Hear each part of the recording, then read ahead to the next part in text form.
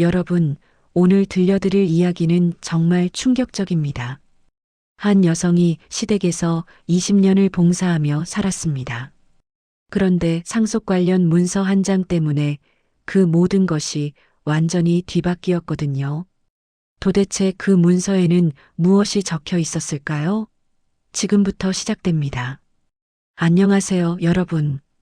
오늘 소개해드릴 주인공은 한 명의 며느리입니다. 결혼한 지 20년이 되었는데요.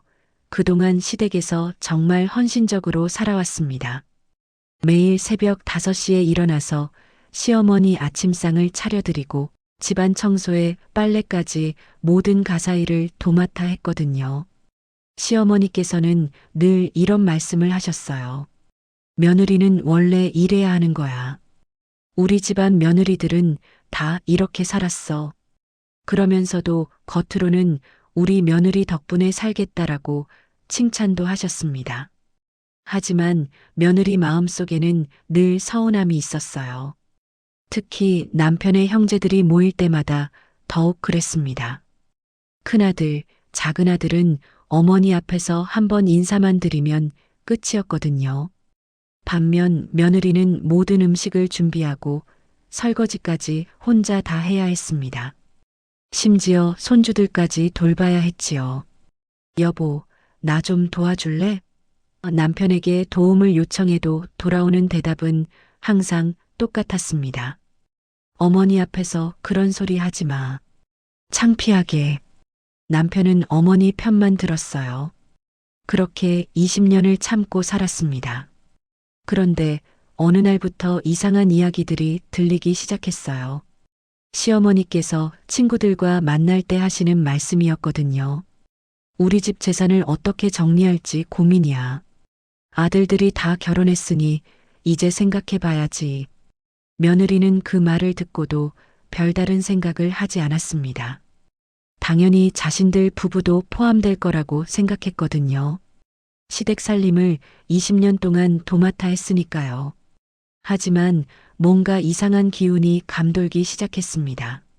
시어머니께서 큰아들과 작은아들을 따로 불러서 은밀한 대화를 나누시는 횟수가 늘어났어요. 그럴 때마다 며느리는 혼자 부엌에서 설거지를 하며 소외감을 느꼈습니다. 나도 이 집 식구인데 왜 나만 빼놓고 이야기하시지? 하지만 입 밖으로 내지는 못했습니다. 어느 날 시어머니께서 중요한 서류들을 정리하고 계셨어요.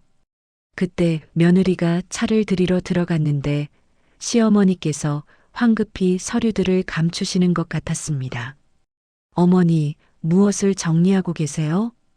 아, 그냥 오래된 종이들이야. 신경 쓰지 마.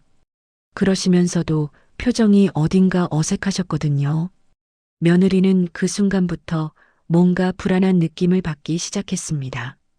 며칠 후 시댁에서 가족 모임이 있었습니다. 큰아들과 작은아들 가족들이 모두 모였어요. 며느리는 언제나처럼 음식을 준비하고 모든 뒷바라지를 했습니다. 그런데 식사를 하던 중에 시어머니께서 갑자기 이런 말씀을 하셨어요. 얘들아, 어머니가 나이도 많이 먹었고 이제 재산 정리를 해야겠다. 집하고 땅은 아들들 명의로 바꿀 생각이야. 그 순간 며느리의 마음이 철렁했습니다. 자신들 부부에 대한 언급은 전혀 없었거든요. 어머니, 그럼 저희는 어떻게 되는 건가요? 며느리가 조심스럽게 물어봤습니다. 그러자 시어머니께서 이렇게 답하셨어요. 너희는 지금 살고 있는 이 집에서 계속 살면 되지. 내가 살아있는 동안은. 큰아들이 끼어들었습니다. 어머니, 법적으로는 아들들이 상속받는 게 맞죠. 며느리는 상속권이 없으니까. 그 말을 들은 며느리는 정말 충격을 받았어요. 20년 동안 이 집을 돌보며 살았는데 자신은 아무런 권리도 없다는 뜻이었거든요. 그런데 저는 20년 동안 이 집에서 며느리가 말하려고 하자 작은아들이 웃으며 말했습니다. 형수님, 그건 며느리로서 당연한 일 아닌가요? 시어머니 모시고 집안일 하는 건 며느리 역할이잖아요. 며느리는 더 이상 참을 수 없었어요. 저도 이 집을 위해 제 인생을 바쳤습니다. 제 월급도 모두 이 집 살림에 보탰고요. 하지만 시어머니께서 차가운 목소리로 말씀하셨습니다. 그건 내가 알아서 한 일이고 누가 강요한 것도 아니야. 그날 밤 며느리는 잠을 이룰 수 없었습니다. 남편에게 털어놨지만 남편의 반응은 더욱 실망스러웠어요. 어머니 말씀이 맞아. 원래 아들이 재산을 물려받는 거야. 우리도 그 혜택을 받을 거 아냐? 여보, 그럼 제가 그동안 여기서 한 일들은 뭔가요?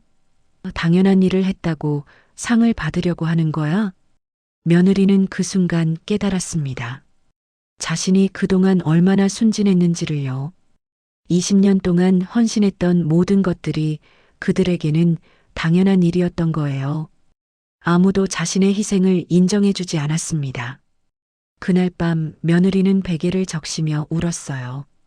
분노와 서운함, 그리고 배신감이 뒤섞인 눈물이었습니다. 이후 며느리의 일상은 완전히 달라졌습니다. 같은 일을 해도 기분이 전혀 달랐거든요. 시어머니께 아침상을 차려드릴 때도, 집안 청소를 할 때도 마음속에서는 계속 이런 생각이 들었어요.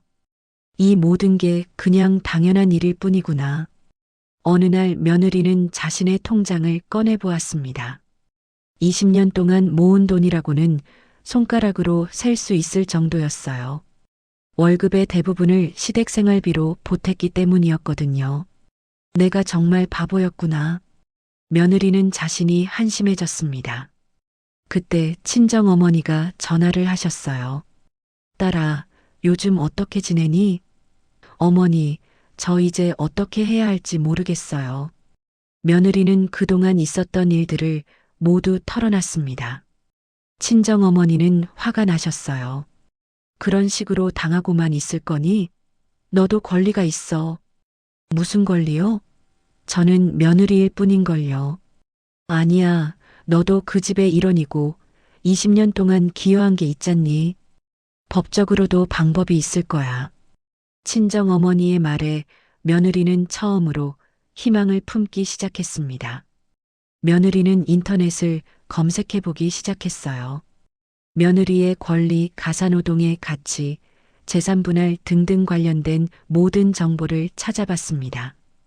그러면서 놀라운 사실을 알게 되었거든요. 며느리도 경우에 따라서는 권리를 주장할 수 있다는 것이었습니다. 특히 기여분이라는 개념이 있었어요. 가족의 재산 형성에 기여한 만큼 인정받을 수 있다는 거였습니다. 며느리는 자신의 경우를 되돌아봤어요. 20년 동안 시어머니를 모시고 집안일을 도맡아 하고 자신의 수입까지 보탠 것들이 모두 기여분이 될 수 있었거든요. 그날 밤 며느리는 중요한 결심을 했습니다. 더 이상 당하고만 있지 않겠어. 내가 받을 만한 것은 받아야겠어. 20년 만에 처음으로 자신을 위해 싸우기로 마음먹었던 거예요. 다음 날부터 며느리는 증거를 모으기 시작했습니다. 그동안 자신이 이 집을 위해 한 모든 일들의 증거를 말이에요. 며느리는 체계적으로 준비하기 시작했습니다. 먼저 자신이 시댁에 보탠 돈의 기록들을 찾았어요. 다행히 통장 거래 내역이 남아 있었거든요. 매월 생활비로 보낸 돈, 명절 때 드린 용돈, 시어머니 병원비까지 모두 기록되어 있었습니다. 그 다음에는 가사노동의 증거들을 모았어요. 시어머니께서 병원에 다니실 때 항상 며느리가 모셔다 드렸는데 그때의 사진들이 핸드폰에 남아 있었습니다. 또 손주들을 돌본 기록들, 집안 행사를 준비한 사진들도 많았어요. 며느리는 무료 법률 상담을 받으러 갔습니다. 변호사 선생님께서 자료들을 보시더니 이렇게 말씀하셨어요. 충분히 기여분을 인정받을 수 있는 사안입니다. 20년 동안의 기여도가 상당하네요. 그 말을 듣는 순간 며느리는 처음으로 희망을 느꼈습니다. 그런데 먼저 가족들과 대화를 시도해 보세요. 법정까지 가지 않고 해결되면 더 좋죠. 변호사의 조언에 따라 며느리는 가족회의를 제안했습니다. 시어머니께서는 처음에는 거부하셨지만 며느리가 강하게 요구하자 어쩔 수 없이 응하셨어요. 가족회의 당일 며느리는 준비한 자료들을 가지고 갔습니다. 저는 20년 동안 이 집을 위해 이만큼의 기여를 했습니다. 며느리가 차근차근 설명하기 시작했어요. 매월 보낸 생활비 총액, 가사노동의 가치, 시어머니 간병 등등 모든 것을 구체적인 숫자로 제시했습니다. 가족들의 반응은 처음에는 당황스러워했어요. 며느리가 이렇게 체계적으로 준비할 줄 몰랐거든요. 큰아들이 말했습니다. 형수님, 그건 가족으로서 당연히 해야 할 일 아닌가요? 그렇다면 여러분들은 왜 안 하셨나요? 저만 당연히 해야 하는 건가요?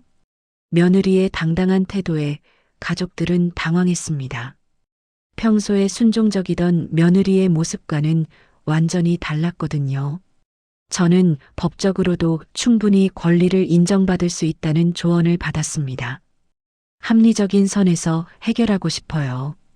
그날 회의는 결론 없이 끝났지만 며느리는 한 가지 확실히 깨달았습니다.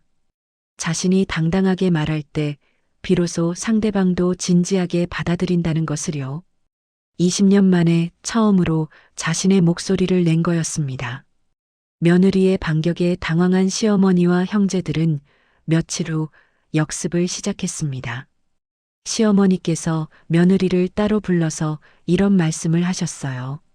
얘야, 내가 그동안 고생한 건 안다. 하지만 집안 재산은 원래 아들들이 물려받는 거야. 이건 우리나라 전통이고, 어머니, 저도 이 집의 일원입니다. 20년 동안 제가 한 일들을 인정해 주세요. 인정은 하지만 그렇다고 재산까지 나눠줄 수는 없어. 그건 너무 욕심 부리는 거야. 시어머니께서는 며느리를 탐욕스럽다고 몰아붙이기 시작했습니다. 더 큰 문제는 남편의 태도였어요. 남편이 며느리에게 화를 내기 시작했거든요. 당신 왜 이래? 어머니를 괴롭히는 거야? 여보, 저는 제가 받을 만한 걸 요구하는 거예요. 받을 만한 게 뭐야?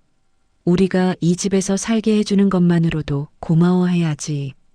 큰아들과 작은아들은 더욱 노골적으로 며느리를 압박했습니다. 형수님, 이렇게 나오시면 저희도 가만히 있을 수 없어요. 어머니 스트레스 받으시게 하지 마세요.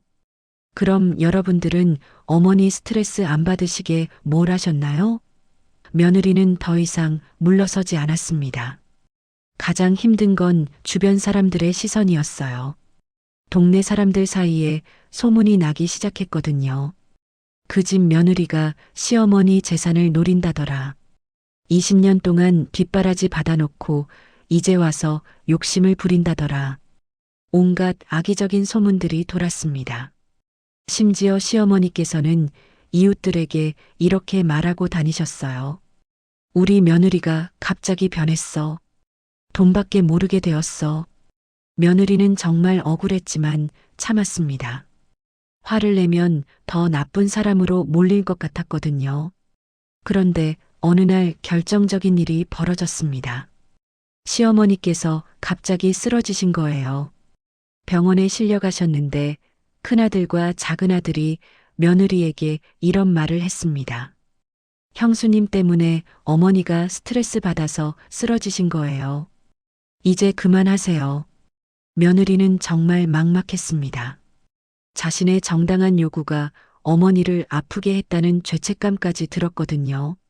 하지만 포기할 수는 없었습니다. 시어머니께서 병원에 입원하시면서 상황은 더욱 복잡해졌습니다. 며느리는 당연히 병원에서 간병을 했어요. 20년 동안 그래왔듯이 말이죠.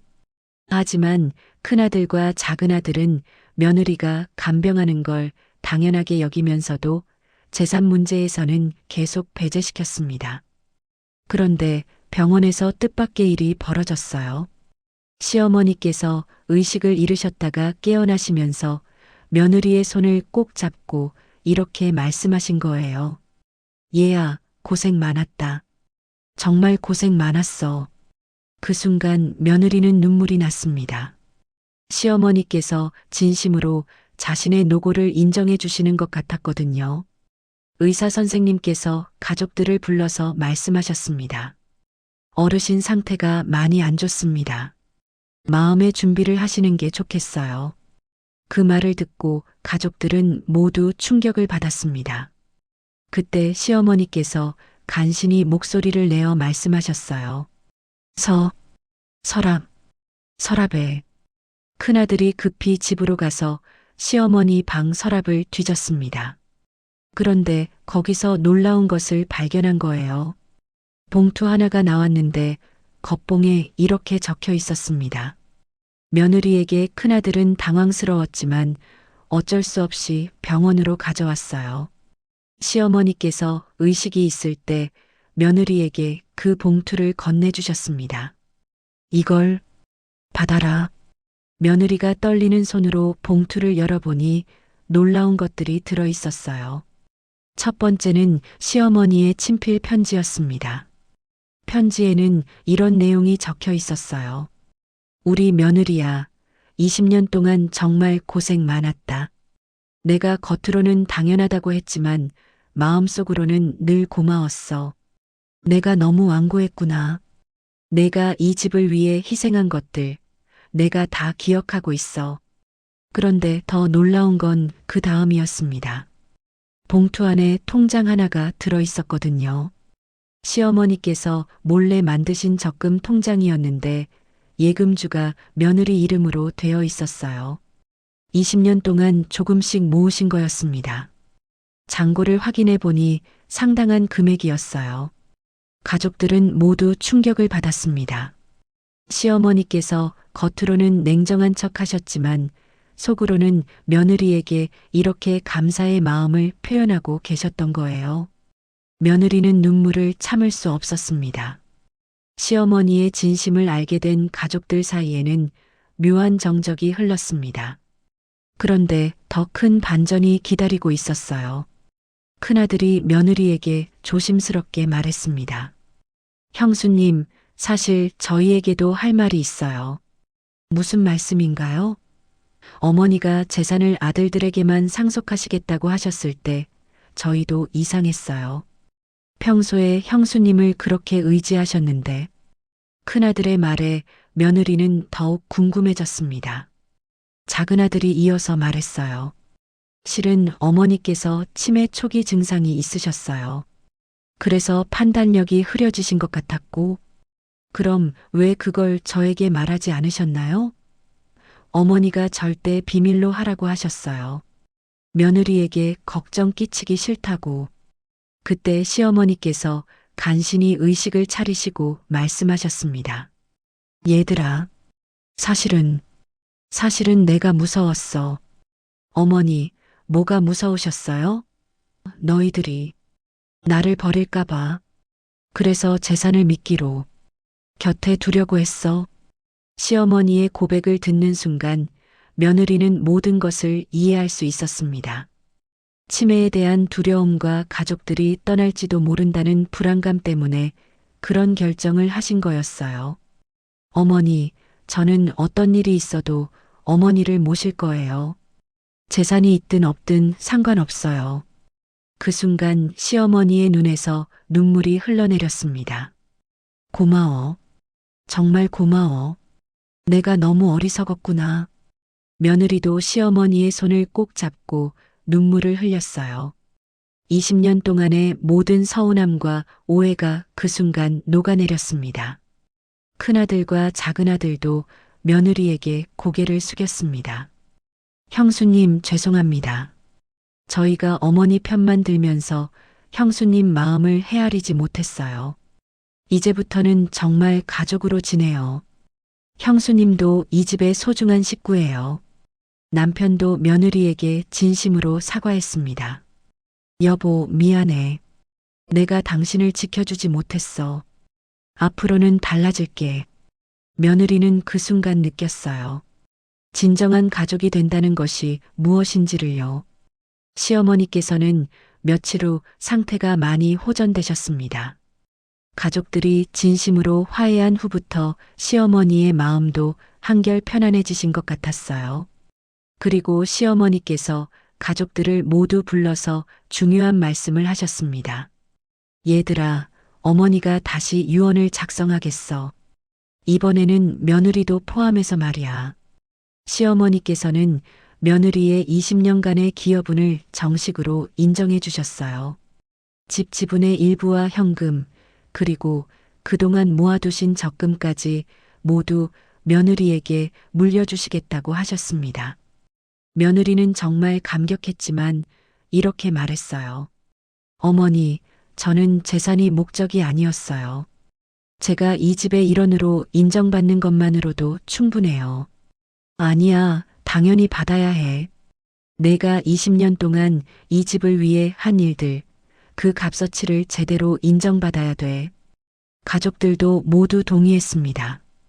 큰아들이 말했어요. 어머니 말씀이 맞아요. 형수님이 받으실 만해요. 작은아들도 거들었어요. 저희가 그동안 너무 당연하게 여겼어요.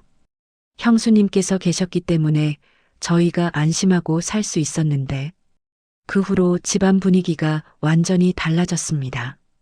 명절이나 가족 모임 때 며느리 혼자 모든 일을 하는 게 아니라 형제들의 부인들도 함께 도와주기 시작했어요.